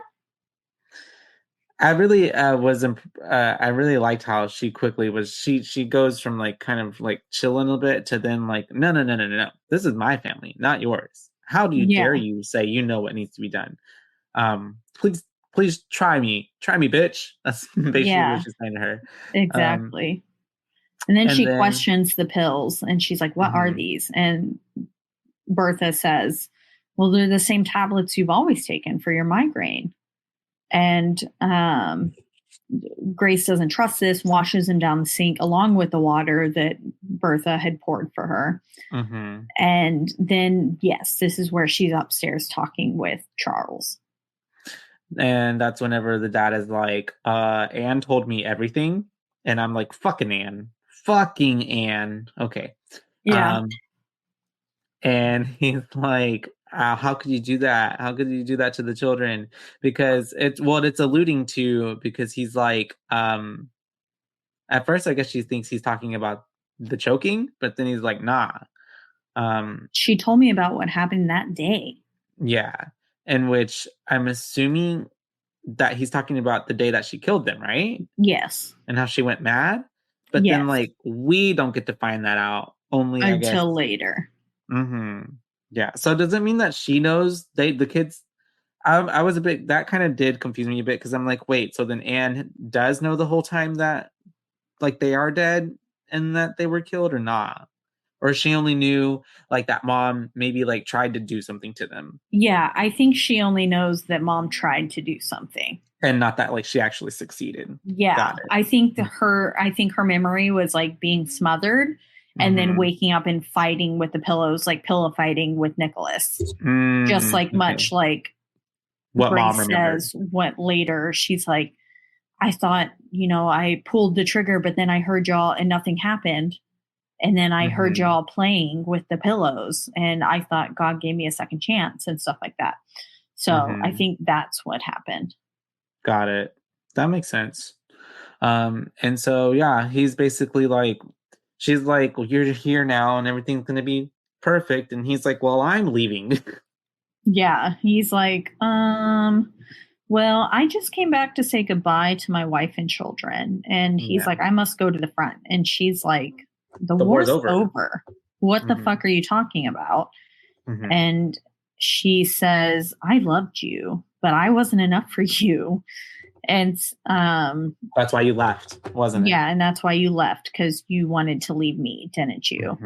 Yeah, because basically he didn't have to go fight the war, I guess. Yeah. And then he comes over as she's sulking and starts kissing on her back. And then they start making out, and you can assume they have sex because she wakes up naked. But he looks like he hasn't showered in weeks. So I was like, ew. But then we get this scene of her sleeping, and they're like nose to nose, which I was like, who cuddles like that? That's too close. I'm just kidding. But they're like nose to nose, and he's just staring at her. Each other, yeah. Oh, his eyes were wide open, yeah. Yeah, and she was passed out, and he was just like dead eyes on her. But then we hear this, forgive me, Grace. Forgive me. Look at these little jack-o'-lanterns. Okay, and we're back at 125. That's a cute jack-o'-lantern. That Andrew painted last night for the party. Oh. I got little clementines. I made ghost bananas. That's cute. And so like little bananas with chocolate chips for eyeballs. And then I made mummy hot dogs. That's cute. You went all out. I did. And then we made these little jack-o'-lantern tangerines, which no one ate. But because they're too cute. Yeah. We only painted 3 of them and then like left the whole bag of like tangerines. Oh, okay. Yeah. And then we had like chips and guacamole that I thought was like mummy guts or something. And yeah, that's cute. I made it really have fun. Yeah, it was mainly just like a gathering. It wasn't like a party. Yeah, I remember you told me it was only gonna be like 6 of y'all or something. Yeah, because you've seen my apartment. It's tiny. Yeah. Well, but I decorated for Halloween, and I wanted people to see it. Yeah, that's cute. You also have a lot of stuff. I do have a lot of stuff. You have a lot of stuff. I think that's fair to say. You got a lot of stuffs. I don't want to eat this, but I also do want to eat this. Eat it. It's okay. Okay. Look at how cute it is. It is really cute. I almost didn't think it was a tangerine. It looks like store-bought. It looks like a plastic toy type of thing. Like, that's how good it looks. Yeah. No, it's a little tangerine. Look, it's got a little stem. Yeah. Is it a little Sharpie or what? It was acrylic paint. Oh, yeah. So hopefully it doesn't like seep through and then I eat it and die. No, I think you wouldn't die anyways. I think you'd be okay. We'll see. But anyways. They have sex and then she falls asleep. They cuddled and it's the next day and homeboy dipped out. He said, I had to go. You hear that little sorry, Grace? And she's like noticing that all of the curtains are off because there's light everywhere in the house, in the room. Yeah, all of the curtains are gone. So fucking bright. All of the... Which doggy is that? I know. I'm like, stop. Probably Thor. Oh, he's a good boy, though. Yeah. But yeah, she's like, all of the curtains are gone, and all the servants are kind of like, well, it's not a big deal. Like, they could be over their illness by now. Yeah, I love how even like Mrs. Mills is like, whoa, why are we freaking out? And she's like, because the kids have a condition. I told you about this. And she's like, Yeah. well, like you're saying, like, it's been a while. You haven't exposed them. Maybe they've outgrown it. Yeah, and Things are- Tuttle's like, my sister had rheumatoid, and she got over it. Yeah, and it's really funny because they're being very flippant with it. Because at this point, too, I feel like they're over it. They're like, I'm tired of placating to this bitch. Like, we just gotta rip the Band-Aid off. Yeah. She'll Mhm. see that the kids are fine. Mhm. And so this pisses Grace off, though. Oh, yeah. And she says that they are going to leave as soon as they find the curtains and hang them. And then Grace goes looking for the curtains, but then is approached by Bertha or Mrs. Mills. Yeah. And she then points the gun at Bertha and the others. And she says, like, Oh, she's going off on them. yeah. And at this point, she's clearly fit into her, like, the whole movie. Everybody's been like, she's gonna go mad. She's gonna go mad. It's like, oh, she's gone mad. She's lost it. Yeah. And she's threatening them, and she's accusing them of, like, being. She's like, you've wanted me out of this house since you got here. That's why you came. You want to spook us. You want us to go away. You're the ones doing all of this, so y'all need to get out. And yeah, so she says they're trying to take over the house. Yeah, which, if you do watch it from, like, which it does kind of give that perspective a bit, if, like, they could have gone into that storyline, but they didn't. And so she's kicking them out. They leave. At this point, though, I think either Nicholas or Anne also, like, run off, or, like, they run away, or I don't remember. They're outside the house at a certain point. Yeah.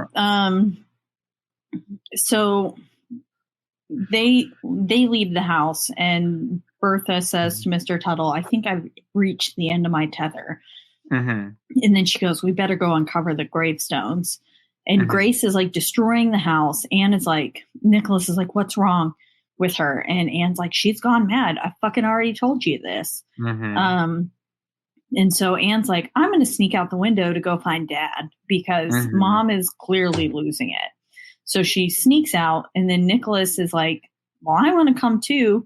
And she's like, you're just a scaredy pants. That's the only reason you want to come. And he was like, no. So he goes out. I thought he was going to fall. I did too.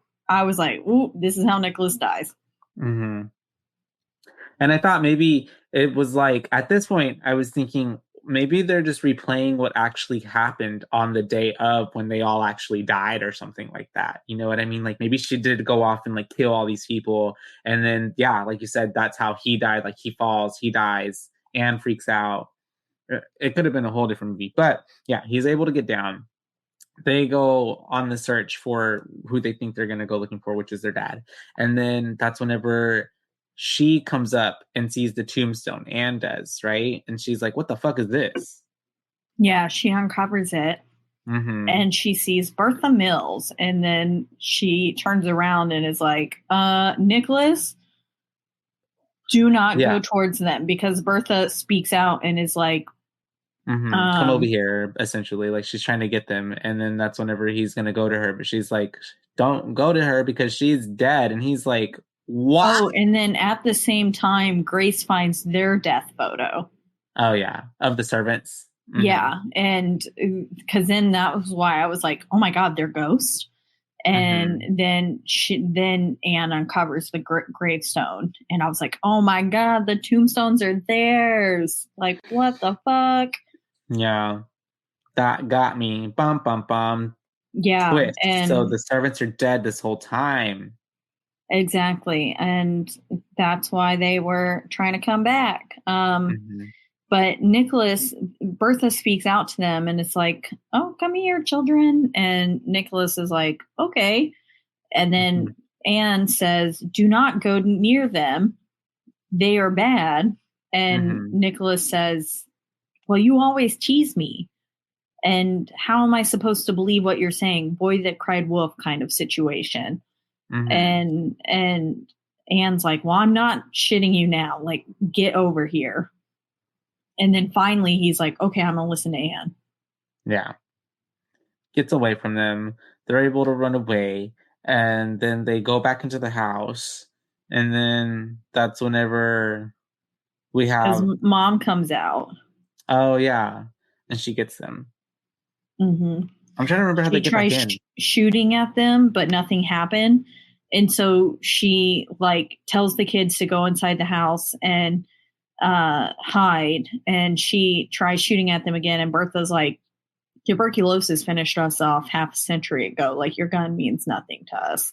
Mm-hmm. And they go back inside. The children are hiding on the stairs. And mom's like, go upstairs. Do not separate from one another. Like, it's time to stick together and not be scared. Yes, and they go up to the bedroom, and that's whenever the ghosties go. But Josh, that was like, I guess they can't like go through walls because the Miss Mills, Miss Tuttle, and Lydia are just out there waiting at the door. And as the kids are in the bedroom, they're telling the mom like, hey, like, you're gonna need to accept something. You need to let us in because we're gonna need to help you because it's they're gonna get your kids.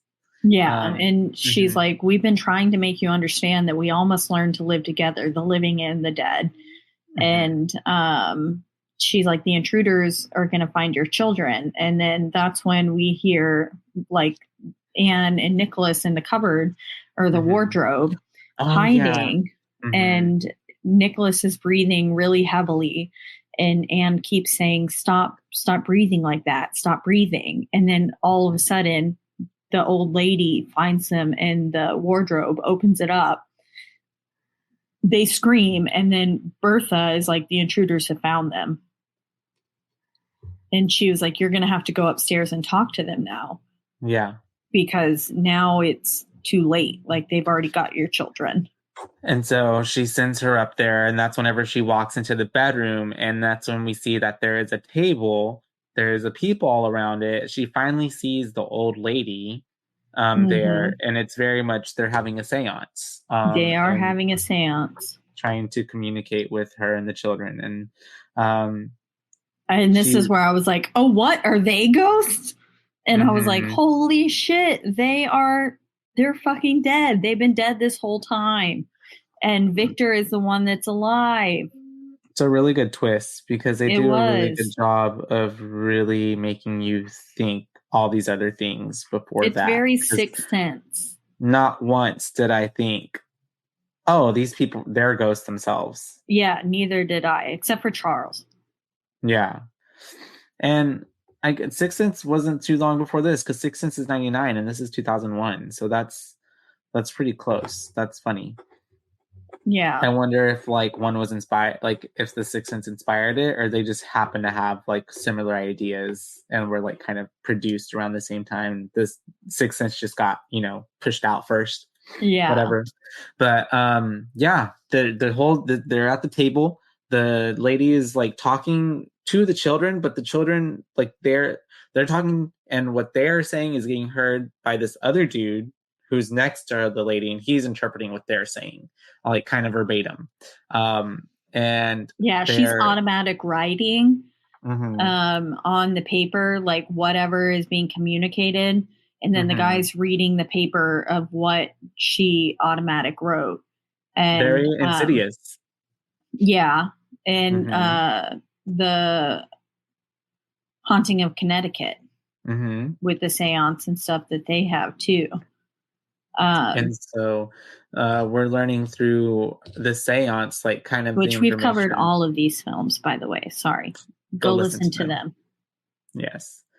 And so they're all doing this, and it's Victor's parents, and who are with her, and they're trying to basically get rid of all of them because they want to move into this house and not have ghosts.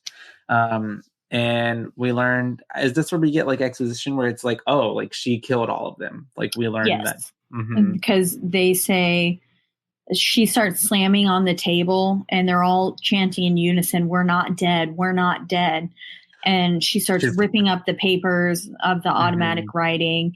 And then the old lady seance person says, "I believe we made contact with all three."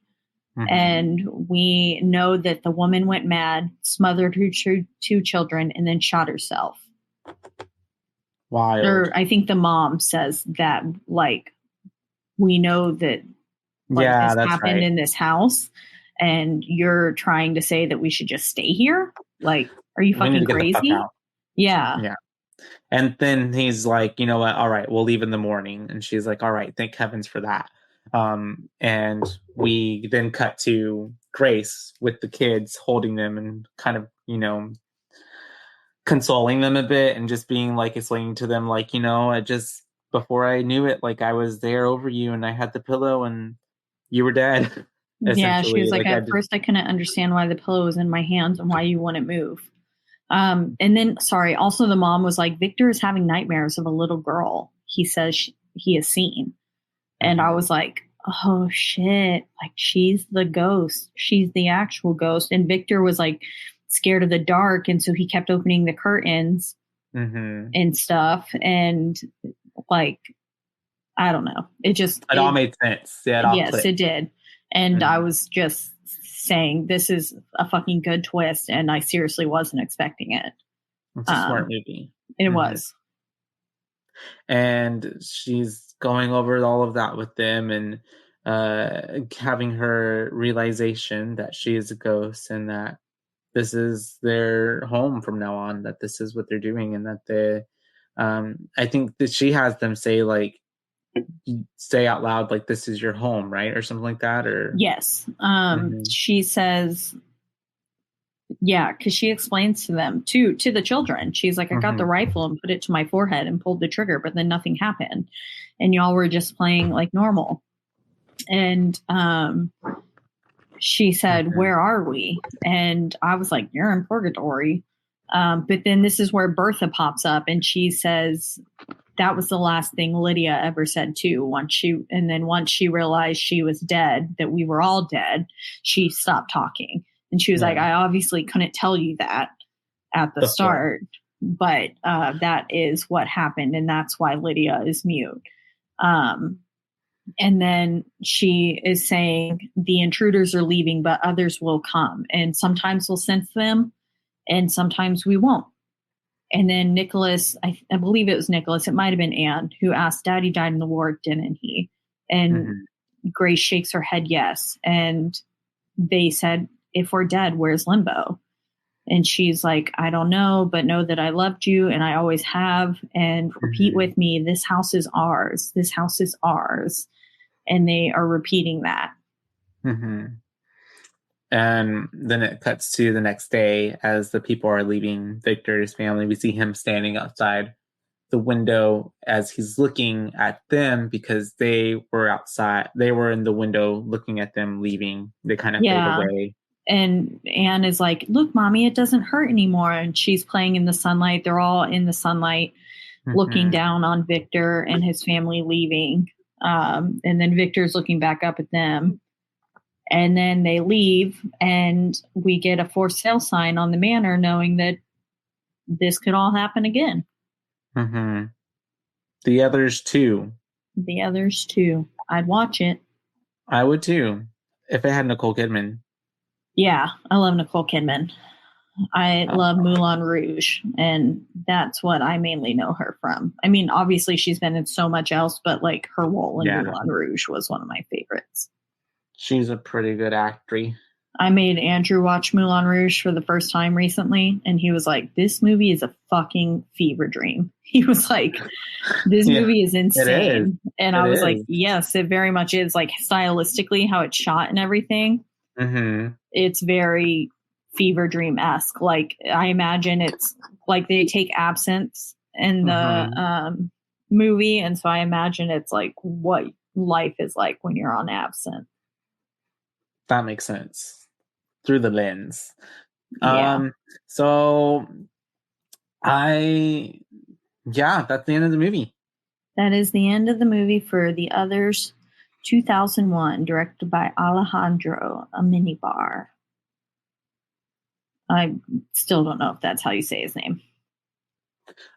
It's I'm gonna have to do like one of those Google Translate later. But overall, like where it pronounces it to you, where it says it. If we want to dive in to it, I saw this movie a long time ago. I always remembered it being spooky, and especially that scene where she's like with the little marionettes, and she's like, "What do you mean? I am your daughter, mommy." That was so creepy. I just remember it being so much spookier when I was younger. I think it scared me a lot more. Not to say that it wasn't still spooky or anything like that, but like that really stuck with me when I was younger. Yeah. But yeah, overall, like it's a really good movie. Like it's kind of like not like super scary, but it is very much horror, like in the sense of we're dealing with the ghosts and we're dealing with, you know, a lot of our senses being duped and like we're thinking that something's one way, but it's not. I liked Nicole Kidman, obviously did a good job. I really like the kids. I think the kids are what made the movie really good, is because they were really good little actors. Yeah, Nicholas played a fantastic, terrified Little child. boy. Then Anne was this perfectly sassy and defiant, but also loving child. Mm-hmm. They were really good at selling like the roles and keeping us like giving us enough, but not like overdoing it to where we start to like question like the twist that's going to come later before we need to. And the mystery with the servants throughout the whole film, it's like you're almost like, are they the bad guys? Is the mom the bad person because she's really crazy? Are these kids even real? Is Victor real? Like, are there ghosts? Are there not ghosts? Is it just the servants who are making it seem like ghosts? Like, there's a lot playing on like your mind. So really like that it's not super predictable. And you really don't know where it's going until you kind of get there. And even when you get there, because even when we get that first like subtle like Mr. Tuttle and Mrs. Mills, like, and they're talking outside when she's about to go into the fog, and they start to acting just a slightly bit differently, where they're like their personality, like it's like they're acting a certain way with her, and then when they're by themselves, you're like, oh, there's something going on there. You're being shady, but you still don't know all the details. I really like that it's like layers. It kind of just starts peeling away slowly.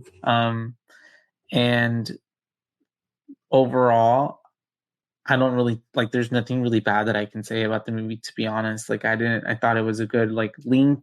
I didn't think even like the Charles kind of like situation that also gave kind of like side plot, but like still like fluffed up the movie enough to give us more, like it wasn't like unnecessary necessarily. Although if you were to take that out, the movie would still be the same movie. You know what I mean? Yeah. Like it didn't really add, nor did it subtract, but it did give us a bit more depth to like the her characters situation. And maybe, like I said, maybe that's the reason like she found out he died, and that's why all of this even happened, is she lost it from that. And then I would honestly give it like 4.3. 4.3. 4.3. Okay. Yeah, it would get a 4.5 if it was just a tad bit like spookier. If that makes sense. Okay. I was just missing a bit more thrill, a bit more but overall still, because it was almost giving more like dramedy, like not dramedy, not comedy, but drama horror, like drama piece, like I can see it. With like a bit of spook, with a bit of ghost, like a drama movie, but like there's a ghost. There happens to be a ghost here. Yeah. Kind of like Haunting a Bly Manor. Well, you want some fun facts? Yes, I do.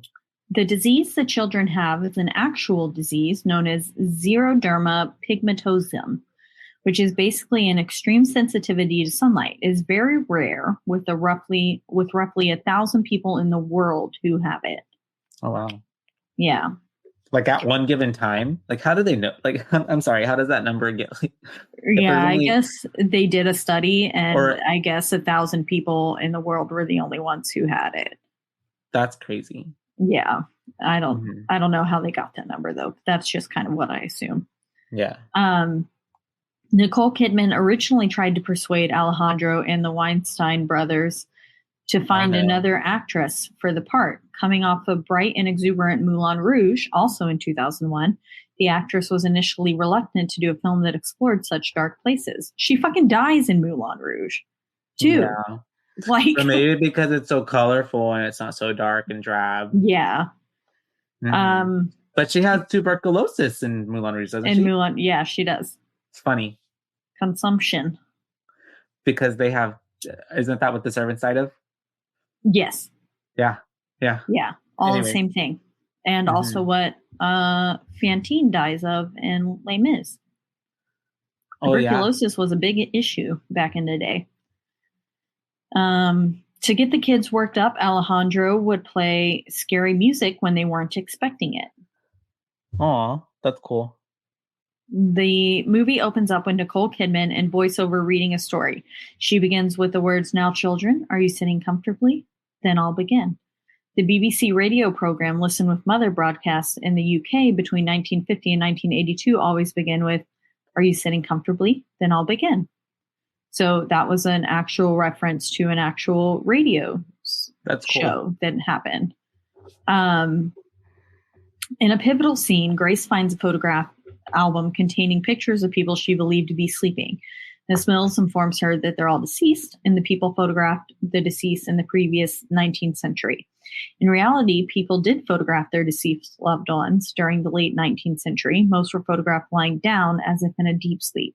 Others would be propped up in chairs, posed with favorite objects, such as children with favorite playthings, adults with books or newspapers. The reason many families did so was because that they would be the only photograph they would have of the family member if they didn't, as photography was a rarity in the 19th century. So it was like a one last way to preserve their loved one. It's kind of like that was the only reason you got your photo taken. Almost like it's like, well, you'll get your photo taken when you're dead because that's how we remember you. Yeah. Almost because there wasn't such a popular thing. The way I just spilled something on the floor. Oh no. You okay? Oh, now I spilled everything. Oh no. I'm okay. Hold on, let me get out. It's funny because this mask makes me feel like so claustrophobic. Yeah. That you're just like, I can't function. I can't find what I dropped. Uh-oh. It was the bottom. Hold on. Where are you at? Where are you at?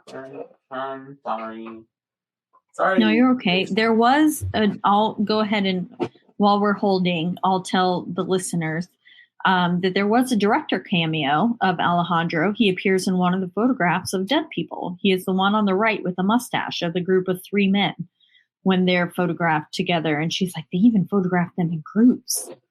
Like, Alejandro was the one with the mustache, and Mateo Gil, screenwriter of Alejandro's previous film Open Your Eyes from 1997, he also appears as a dead man's photograph in the album. Found it. Yay. OMG. You want to know what I dropped? Yeah. What is that? Polish. Oh no. It's like a hardener. I was just trying to put it on my nails.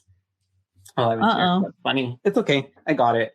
This fun fact says, in the scene in which Grace is loading the shotgun for the first time, she can be seen pausing in a recollective moment after she slams the breech shut.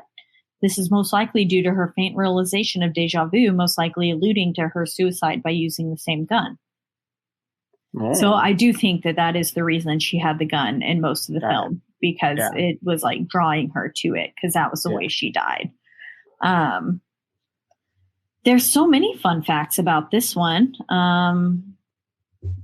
but I will. We still have to read Miss Sonia's. If you want to read, so this film was recommended by one of our very best friends, Sonia, and also one of our very awesome listeners, Nikki. So this film was relayed to us and requested by two individuals in our life. We unfortunately couldn't find your Instagram again, Nikki. So we couldn't reach out to you for your boo rating. But if you want to reach out to us and let us know your boo rating on it, we can read it on a future episode. But we do have Sonia's boo rating that Josh will read now. If I got it. He has No, it. yeah, I have it. So Okay. Miss Sonia, she gives it a 4 out of 5 boos. She says, I love Nicole Kidman first off. Hers and the kids' acting was phenomenal. I love the suspense, the creepiness, and the twists. I was definitely bamboozled at the end when I first watched it many moons ago, and this is where my personal appreciation for horror films began.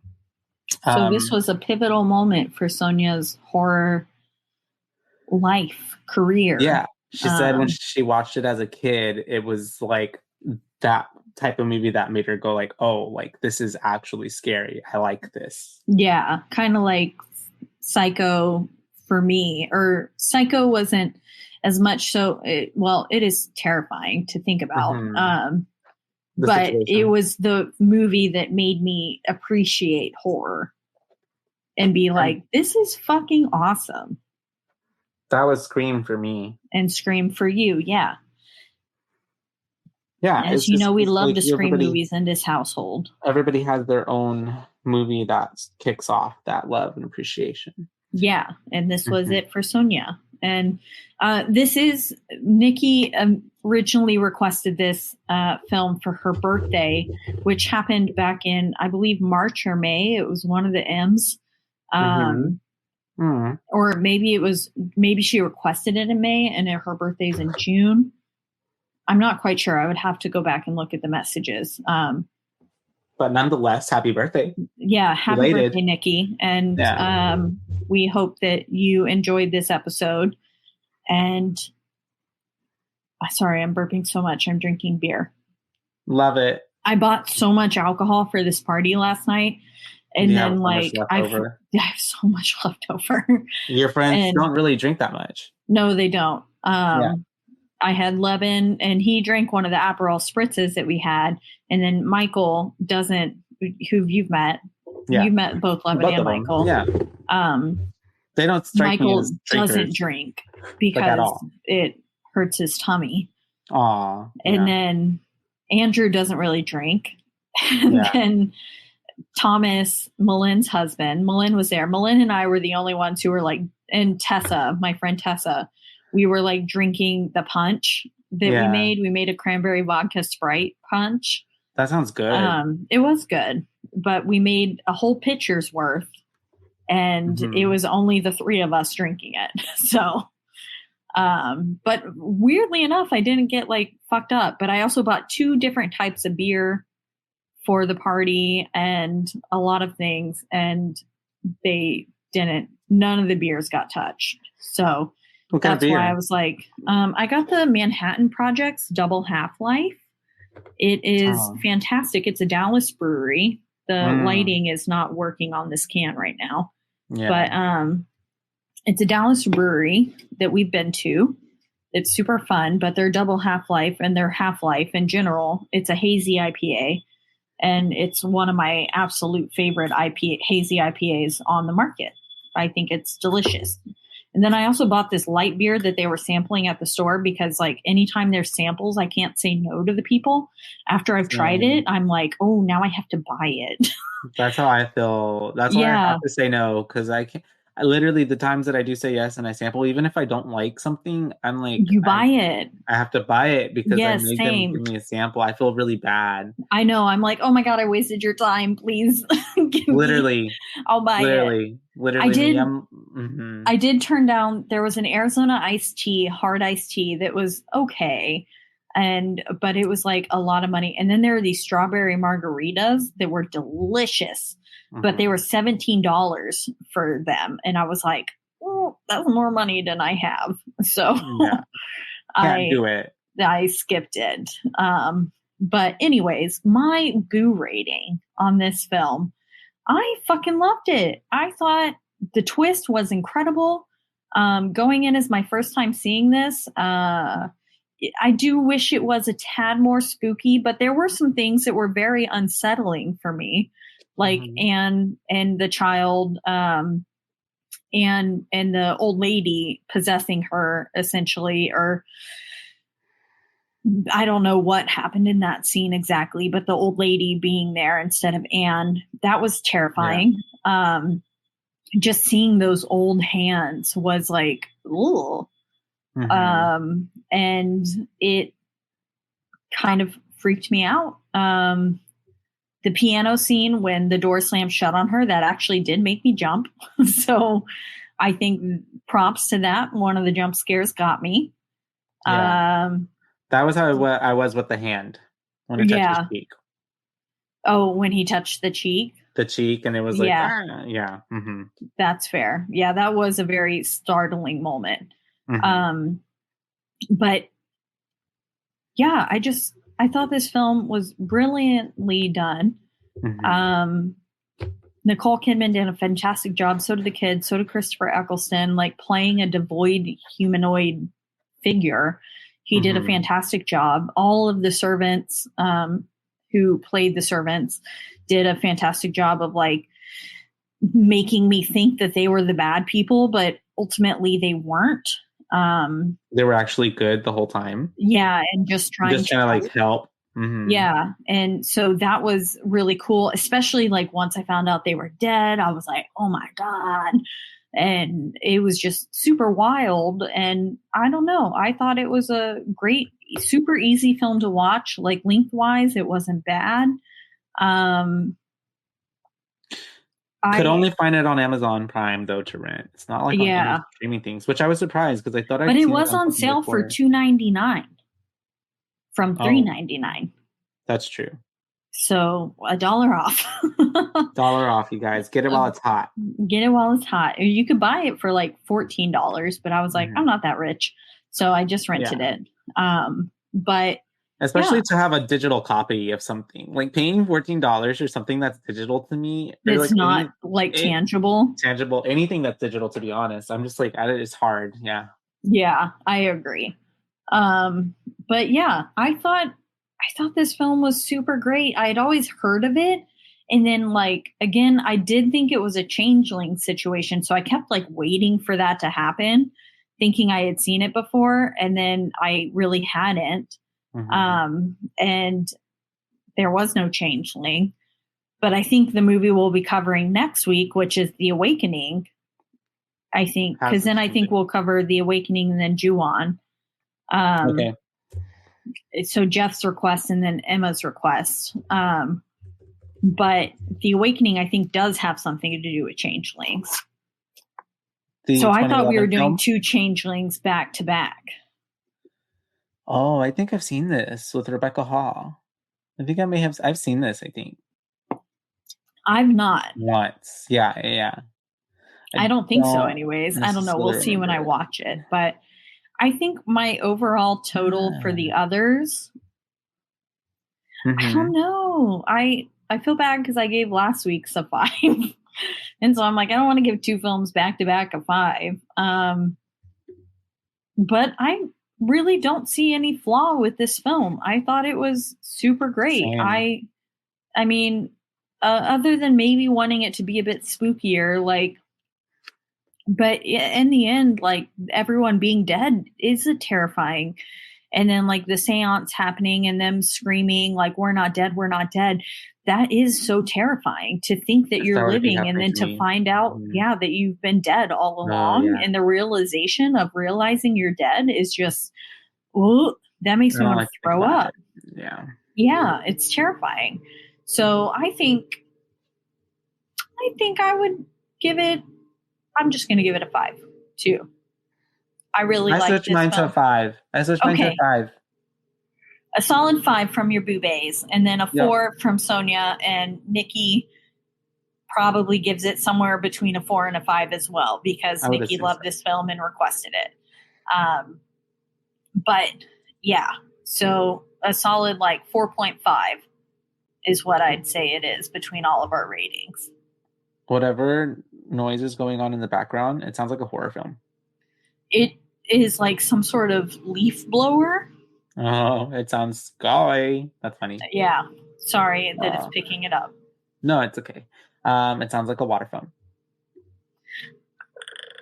That's not what a But water yes. phone sounds like.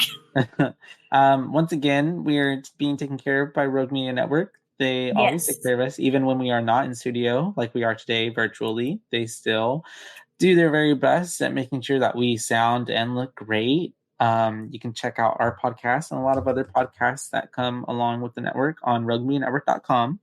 That's right. And wherever you want to listen to those podcasts, including ours, you can do so on a slew of podcasting platforms, but the biggest two would be Spotify.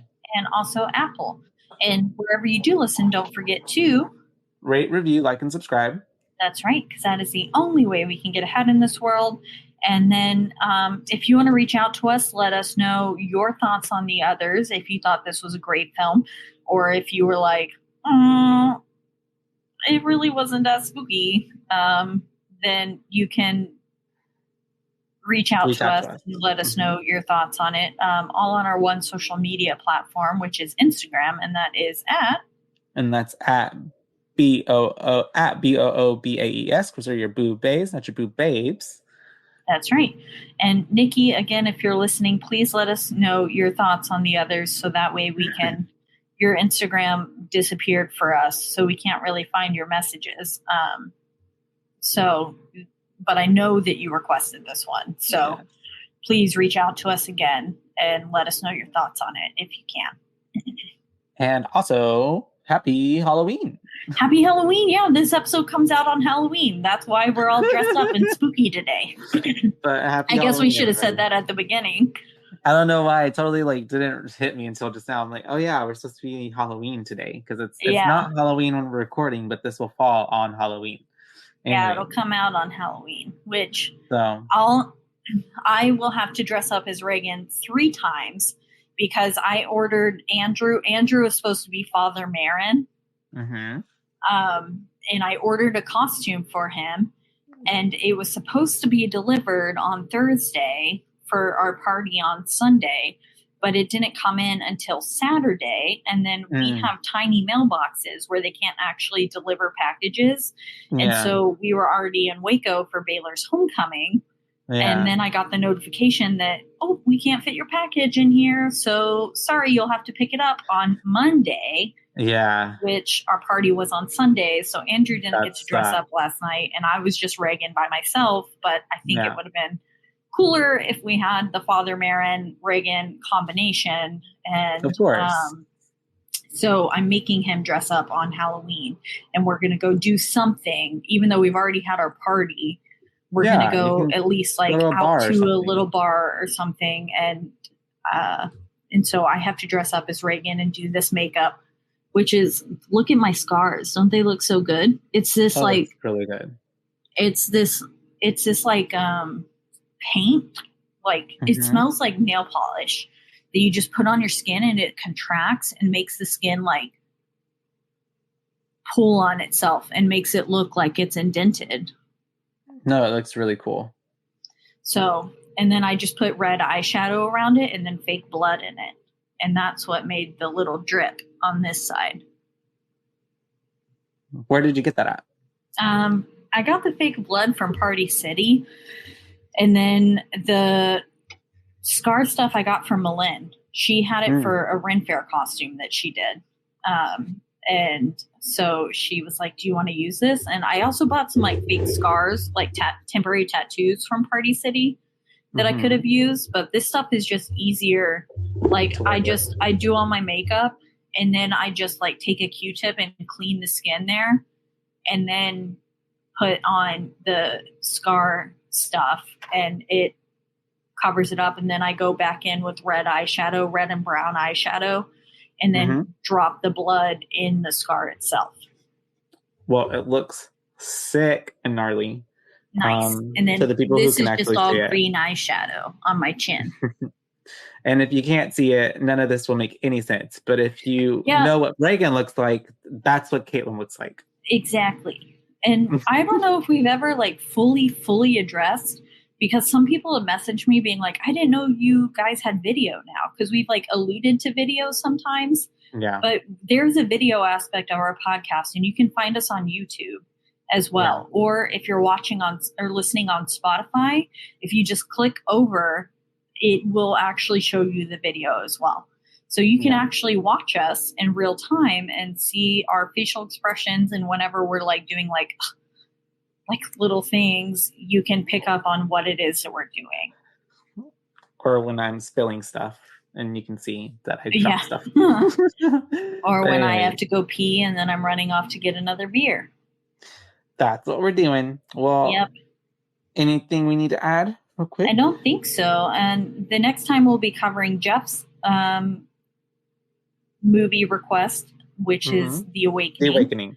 And then after that, we'll be covering Ju-on, which I believe is how you say it. Yeah. From Emma. And because I realized we've like had reviews from Emma, but we've never like actually done Emma's request. So we should do that. Yeah, I was like, Emma's like one of our most like avid listeners, so we need to watch this for Emma. But yeah, you can, if you have any requests, you can reach out to us on our Instagram, and it's a fun time over there. We post funny memes and little stories all the time, and then we've been trying to post more about our actual film and like films that we're covering, and yeah. You should definitely go check us out there. Okay. Check them out. Check them out. But until next time, you guys. Bye, bays. Bye, bays. Woo. Woo.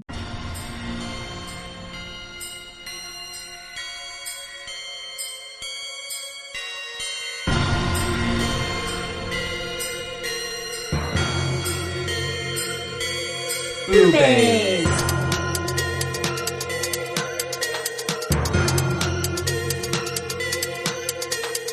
Ooh, babe.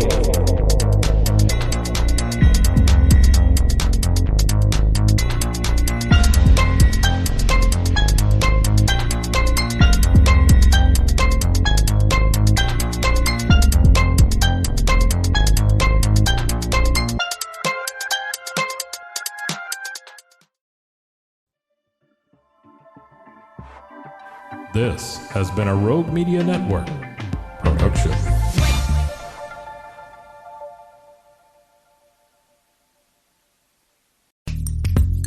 Are you a podcaster? Let's talk podcast hosting. Are you tired of your current podcast host? Need real support in a community that gets it? At Rogue Media Network, we offer top-tier podcast hosting services to help you thrive. From hosting and distribution to dedicated support, we've got you covered. Starting as low as $25 a month. Join our community of passionate podcasters today. Contact us at hello@roguemedianetwork.com.